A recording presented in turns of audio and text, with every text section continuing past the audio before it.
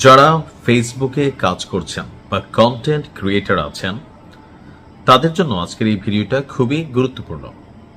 একটা বড় ধরনের দুঃসংবাদ আছে। আসলে ফেসবুক প্রতিনিয়ত দুঃসংবাদই দেয়।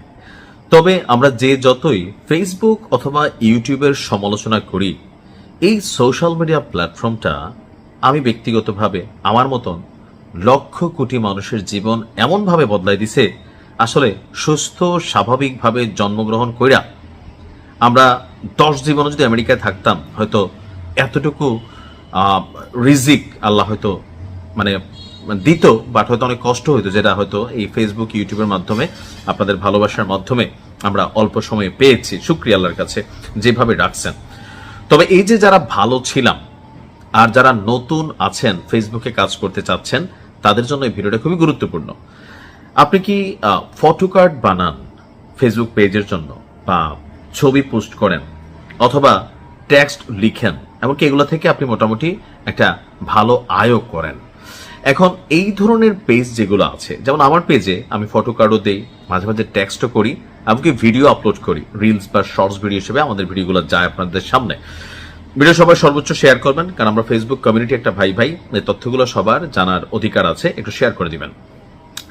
এখন যেই সকল কন্টেন্ট ক্রিয়েটার, মানে আমি নিজেও একজন, যারা আসলে আমরা ফটো কার্ড এবং ছবি ভিত্তিক কন্টেন্ট প্রতিনিয়ত প্রচার করে থাকি, আপনারাও দেখেন গুরুত্বপূর্ণ নিউজগুলো বা বিনোদনের বিভিন্ন বিষয়গুলোকে, তো তাদের জন্য ফেসবুক একটা নতুন পলিসি তৈরি করছে। হুট করে দেখছেন যে গেল কয়েকদিনের মধ্যে ফটো কার্ডের যে রিচ এটা কমে গেছে, আমার পেজও কমে গেছে।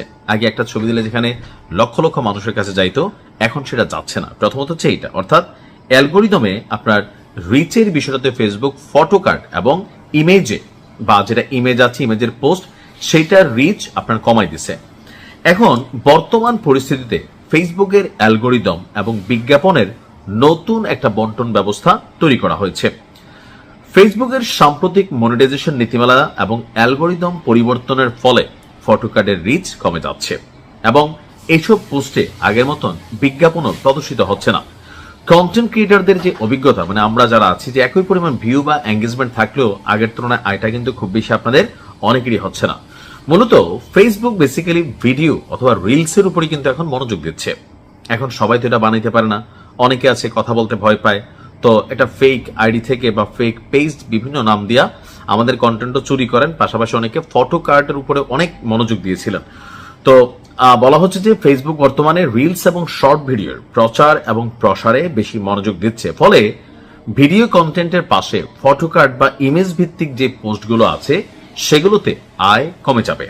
বিশেষ করে যারা সংবাদ, বিনোদন বা ভাইরাল খবরের ফটো কার্ড তৈরি করে আয় করতেন, তারা এখন বিজ্ঞাপনের ইমপ্রেশন কমে যাওয়ায় আসলে অনেকে হতাশ আছেন। অনেকে আমারও মেসেজ দেন যে ভাই এটা আসলে কি করা যায়।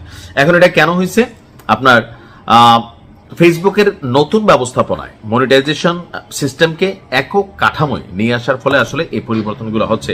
এখন দেখেন প্রতিনিয়ত বাংলাদেশে, সারা পৃথিবীতে হাজার হাজার কোটি কোটি কন্টেন্ট ক্রিয়েটার তৈরি হচ্ছে। তো যে আয়টা বিজ্ঞাপন কোম্পানিগুলো দিয়ে থাকে, এটা তো ভাগ হয়ে যাচ্ছে শুধু বাংলা ভাষায় না, হিন্দি, সারা পৃথিবীতে যত দেশ আছে যেখানে ফেসবুক আছে সবাই কন্টেন্ট বানায় বা ফটো কার্ড ইমেজ যে যার মতন করে তৈরি করে। এখন সবকিছু মিলে আসলে ভিডিও বানানোর দিকে মনোযোগ দিতে হবে। এর পাশাপাশি ধৈর্য হারা হওয়া যাবে না, এটা আসলে রিজিকের বিষয়। আর বাংলাদেশের বেলায় ফেসবুকের যেই আয়ের হিসাবটা, এটা এমনি তো অনেক কম দেয়। তারপরেও দিন শেষে যতটুকু কিসমত আছে আমরা ততটুকুই পাবো।